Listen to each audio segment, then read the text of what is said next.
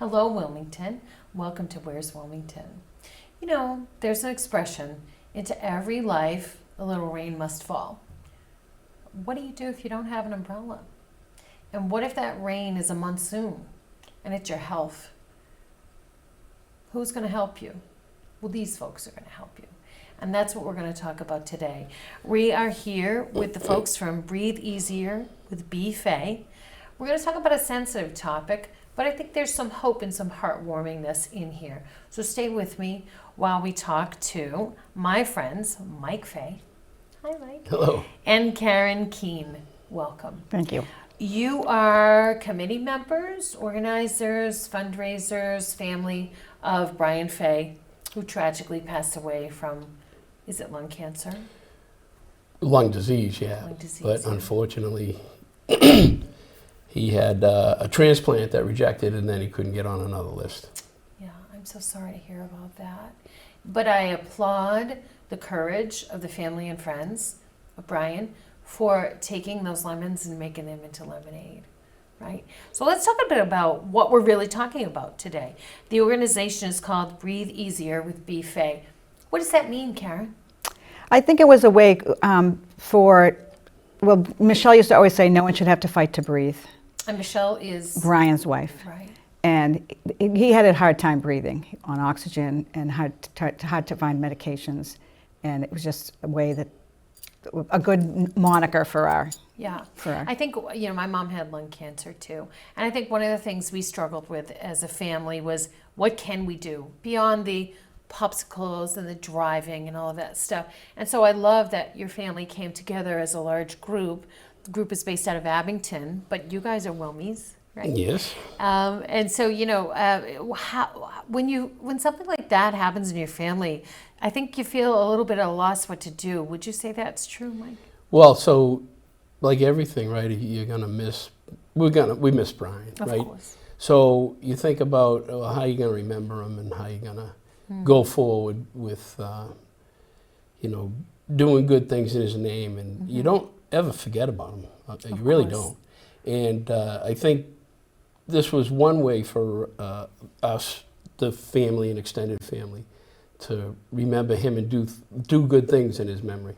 Okay, so we're going to talk more about the organization, how you can all get involved and stuff, but what you're really here for today is to highlight a celebratory event.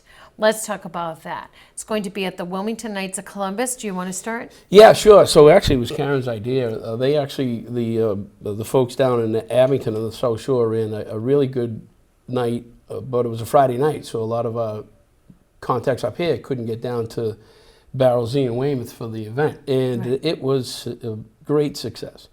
So Karen thought, maybe why don't we just do one up here in a few months, and we picked May, and we chose the Knights of Columbus as the venue. They have an upstairs hall and a downstairs hall. We'll do the Cornhole tournament upstairs, and then have the social aspects, the raffles and the prizes downstairs in the downstairs hall. Yeah. So you got the whole place to yourself. Yeah, we do. Yeah. That's beautiful. Lots of parking. Those of you who are Wilmington residents know where the Wilmington Knights of Columbus is, but those of you who might be from other places, lots of parking, really great location, amazing staff, and a beautiful hall too. Great hall. So talk to me, Karen, a little bit about what we can expect if we attend the event. I think a cornhole event is a good event too, because I think that a lot of people who don't, it's not like golf. If you don't golf, you're not going to go to a golf tournament. Cornhole, anyone can really play cornhole. Right. So I think it'll be a good event. I think it can bring in a lot of people together. We're going to come in teams, and it costs a little bit of money to play. Each team pays some money. It's ridiculously cheap. Are you Yeah, kidding me? it's $100 for two people. $50, So it's yeah. $50 Yeah. for two people. And it'll be a fun event. It just brings people together. We're gonna have hopefully a good amount of raffles, and just a social event to raise some money for And I Breathe understand, Easier. yes, and you'll have music there. So if I'm not a cornhole person, I can go downstairs and hang Yeah. out, or I can go upstairs. I like it. Yeah, Mike, we're tell actually us taking about it. advantage of the fact it's May 4th, where Cinco de Mayo is on Monday. So we hopefully we build it up as a Cinco de Mayo celebration as well. Okay.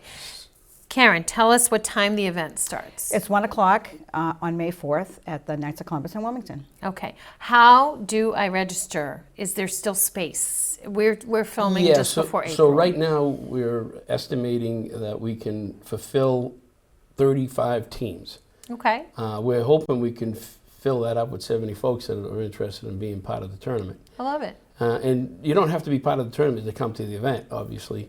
Right. You can just come downstairs and enjoy the celebration of Beautiful. Brian and Cinco de Mayo. I love it. Yeah. And this is also in conjunction with Wicked Cornhole, which a lot of you may know from Tewksbury. They're partnering with you to help this event happen. Yes. Okay. Yeah, and when you say how you sign up, Yeah. there are, I took advantage of one of my Google accounts and used Google Workspace to create forms for people to fill in. And the way to pay is a Venmo account that I have. Okay. And they can always send a check out to BFay, Breathe Easy with BFay, and send it to my home address if they like. Okay.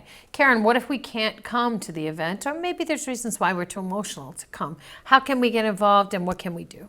Well, it's a good many ways to get involved. If you can't come, you can become a sponsor. We have a list of sponsors. You can donate, make a basket, or just donate something that you want to donate. A lot of the Wilmington businesses, I've gone around, and a lot of them have already donated, and it's been great. The Wilmington community and Tewksbury community has been great.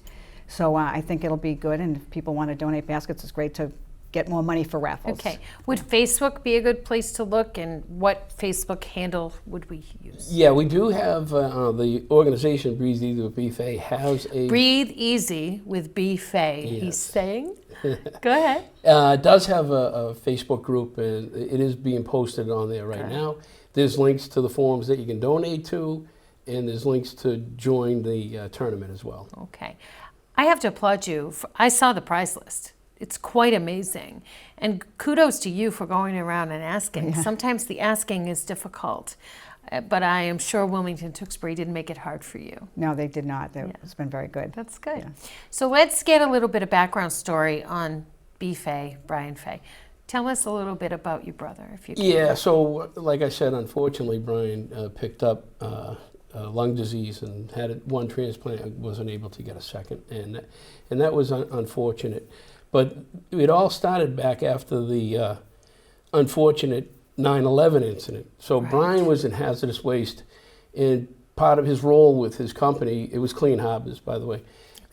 He was, always attending these accidents and events to get work for Clean Harbors #1, but also to support the cleanup efforts of all the major events. I mean, on 9/11 that day, he was heading to New York City at by 11 o'clock in the morning to go down there and see what type of services Clean Harbors can apply to help fix. So let's backtrack a sec. So was your brother a firefighter? Is that? No, he worked in hazardous waste. So hazardous waste. Life is moving on. Was he retired when this happened? When the he got 9/11. The 9/11. No. Okay, so he just wakes up one day, like all of us, sees 9/11, says, "I'm driving down there to see what I can do." Is that what happened? Pretty much, yes. Okay. That's exactly what he Tell did. us the rest. So he went down there, and they got a contractor. I guess it's delousing, but cleaning the folks that were in the World Trade Center cleaning up. Right. And he was down there for 6 months, and then Wow. a few years later, he had some problems with his breathing. And unfortunately, he got some type of hardening of his lungs. I forget exactly. Karen's a medical Interstitial person. lung disease. And he got himself on a transplant list. He went into the Brighams and had a successful transplant, and he lasted a couple years. Unfortunately, they rejected on him, and he tried very hard to get on another list. But even through that whole process, that's where Michele and the family, Michele is Brian's wife. yes, yeah, Right. realized the difficulties of, and the cost, and Yes. all the energy it took to help Brian through the process, whether it was the first one or the second transplant. Okay. The second transplant, he went to Brigham's, he went to Mass General. Both of them told him, no, that we can't help you on your second transplant. They ended up recommending that he go out to the is it the Cleveland Clinic? Cleveland Clinic. Cleveland, Ohio. So he couldn't fly. So he had many appointments out there, and he would have to drive to Cleveland, Ohio. Wow. And people would, drive with him. Mostly Michele and myself would go. We'd take turns, and he would have to, get a hotel. Sure, Meals and none on the of those road. expenses are covered by healthcare. No. Which I don't think people think about, and I'm not trying to make the situation more depressing than it is, but I think, when you get any kind of diagnosis and it feels grave, you think, well, okay, my health insurance will help me. Then you think about if you're working, how that will work. But I don't think what this organization talks about is nobody should have to fight to breathe. We're here to help bridge the gap between what health insurance provides and everything else that's not covered. Right. Which I don't think, nobody should ever have to think about it, but when the time comes, you're not thinking about that stuff. You're not thinking about tolls or at different hospitals. And we are so blessed to live in the Massachusetts area where there are so many great facilities and hospitals and help. But Karen, was the expense, what was that like? I'm not quite sure on that respect, but I know Yeah. Brian spent a lot of time on the phone in his last months trying to get the help that he needed, Gosh. medicine-wise and just money-wise to just figure out how to, Yeah. continue on. And it was a lot of hours for him, and that's So tough. here you are trying to heal, and you have to worry about that. And if you have a family, you're thinking, how's my family going to cope with the debt that I'm going to leave behind? So that is part of why this organization was formed. Is that right, Karen? Yeah, that's the main reason to help, but also to help people now in the advanced stages of lung disease to get the help they need now, to help transportation costs, medicine costs, as we know Okay. they're all going up. Right. And just to, insurance doesn't pay for it all. Right. So they're really trying to help their families, and I think they've done a good job so far. They've helped a few families, and Yeah, I think it's amazing what you've all done. When did you lose your brother? What year was that? It was October of 2022. Okay. So if you go to their website, which is? Breathe easier. breathe easier. Breathe Yeah. easier with BFay.com. Yeah. You will see it's quite comprehensive. What you all have done, all of you have done, is quite amazing. The website, the 501c3 nonprofit, all of it's a big deal that you did that. A lot of people would still be in grief, and I'm not judging people who are, but you guys really did an amazing thing by what you're doing and trying to help other people. And that must speak to how important your brother and your cousin was to you. Well, absolutely. And, he was always a giver anyways. He always was very nice. He had a very good crew, mostly the Weymouth guys. They had a lot of different nicknames for Brian, obviously, but B-Fay was the number one. Right. And he was very fortunate.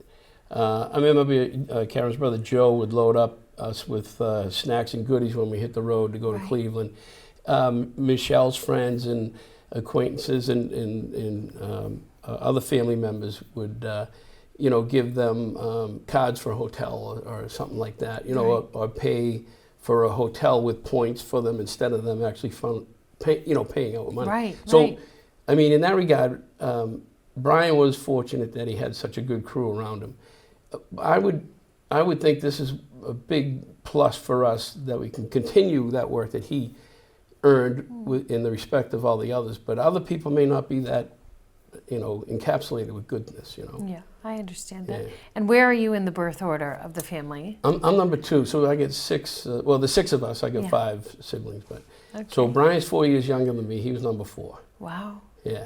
What was it like for you to find out your younger brother was that sick? Yeah, terribly disappointing. I remember the day we were golfing together, and he goes, "Mike, I'm not feeling it." And I go, "What's up?" He goes, "I think there's something wrong." And I just didn't really pay that much attention. I just thought, "Oh, maybe you're tired." Right. But then I remember going out with him golfing. I would go get his golf balls and do all that stuff. Just he could just go off the cart, short distance golf, and then. But it was sad to see it progress, and then Because it sounds like he was a very strong, outgoing, always involved kind of guy. And as the younger brother, I'm the oldest of my family, so I can't imagine what it would be like for my younger siblings to see a rock slightly crumble. Yeah, it was yeah.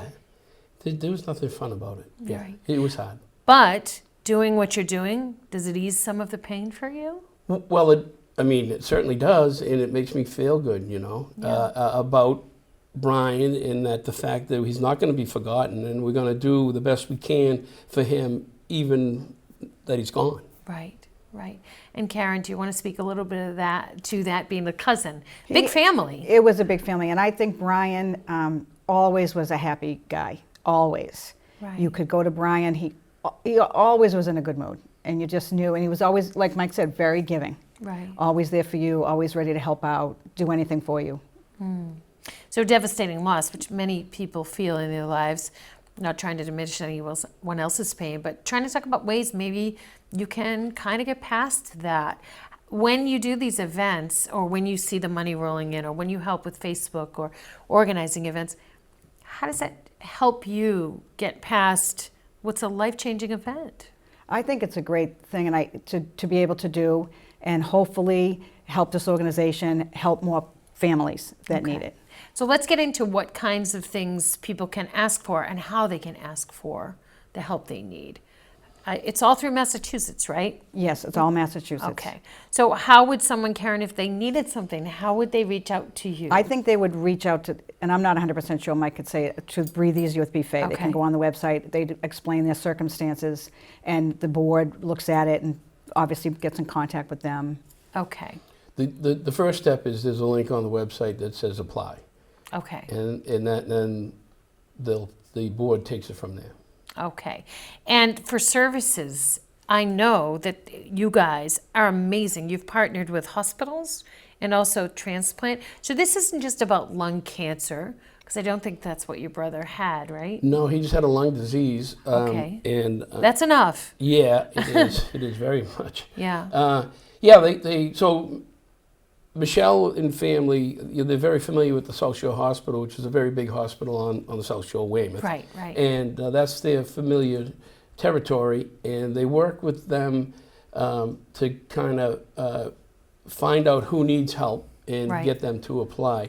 The other thing they've done recently is they partnered up with the, I got to read it to make sure I get it right, is the American Transplant Yes, Foundation. yes. And I'm not specific on, I don't know the specifics around the relationship yet, but I think it's awesome that, from the start of this back in, what was it, May of 2003? Yeah, very The good. organization, they're already branching out and reaching out. They've already started helping people, Right. And that's a pretty good start, because the first thing you got to do is you got to raise the money. Right. I'll back it up a little bit. So Michele was awesome, even before Brian passed. We were doing she was organizing, and we would join her. The American Lung Association climbed the building, Oh, yes. Climb for a okay. cure. Yeah, Right. thank you, yeah. Is that And when guys put on the fire Well, stuff and they walk They do all it, yeah. the to firefighters would do it too, Right. The real firefighters, I guess, would wear the gear. The other ones would just walk. So. Hey, you know what? We give them credit too. We would Right. just walk. We I would couldn't just do it. walk. I'm telling you right now, I could not do it. But Yeah. I would give you some money to do Yeah, it. but the American Lung Association, they ran a very successful event, and Michele, over about 3 or 4 years, raised over $3,000 for him with her crew. Her crew was always the biggest crew. Right. But then, the American Lung does a great job of education and research, and Michele said, I think we can do more, and that's why Okay. she She kind of moved more on. to do help the individual Yeah. families. Like, she could see where the money will go. Yeah, because I can tell you, I mean, I helped my mom survive, but we have 5 kids, so we all helped together. We weren't so much worried about all of the things that I think are pretty basic. How are you going to get to a place if you have to go to another hospital? How are you going to eat while you're there? Gas. Oh, exactly. Car. Oh, exactly. Yeah. Tolls. Yep. Hotel stays. Things Yeah. that, and frankly, a person who is fighting for their life shouldn't have to worry about that stuff. They shouldn't have to. You should be totally focused on getting better. Right, and and Brian was, I kid him because he wouldn't let me buy dinner when we'd drive to Cleveland. And he just wasn't that type of person that would just take. And that's hard for people. And I think if we true. can do it as an organization and not as an individual, maybe the folks will be more apt to take the help, you know. Yes, I think that's true. Karen, is there anything final you'd like to tell us? We're going to go over the event one more time. It's May 4th at the Wilmington Knights of Columbus. Starts at, I want to say, 1 o'clock. you said 1 o'clock, right? Okay. And there'll be an upstairs, downstairs situation. If you're not part of a cornhole team, you can still Just cheer come everybody on on and down, have yep, fun and watch yep. all that stuff, right? Come down and be part of the raffles and help us raise some money for a Yes. good cause. And they've got some good prizes, like I said earlier. Good for you to do all that. I'm sure you'll be there that day, and I'm sure you'll be there that day. And all of the team from Breathe Easier with B-Fay will be there too. What else can we expect? Is this a family event, or is this more for... Well, I mean, we're reaching out to every member of the Knights of Columbus to participate. I've sent probably about, a few hundred emails the past week or so. So people, I hope they don't receive it as spam, and they're actually getting a request to join. Well, us. they're going to see this, so don't worry about that. All right. Okay. But yeah, no, anybody who is interested in a nice celebration of Cinco de Mayo, come on down, hang around with us. And if you want to play cornhole, sign up. Right. And after this event, this is not just a one-day, this is a one-day thing, but after this event, if you can't get involved, we talked about ways you can go to the website, you can go to Facebook. Let's talk one more time about how we can look you guys up. Who wants to tackle that? Karen? For the cornhole tournament, Well, just in general, like let's say we missed that day, but we really want to get involved. Or the best way is to go through Breathe Easier with B-Fay. Go on their website and see what you can do. You can always reach out to Mike. His information is on this paperwork, and you can always send money to Mike, and he'll get it to where it has to go. Wonderful. Okay. Anything final you'd like to say before we close today? Well, there's so many people that always step up, and I do want to thank the Knights of Columbus for helping me organize the event and use the hall, right? Right. I am a member of the Knights too, by the way. But, Great. and just the support from Michele and her friends and the family down on the South Shore is awesome. Which, I mean, not that I expected it, but yeah, I did.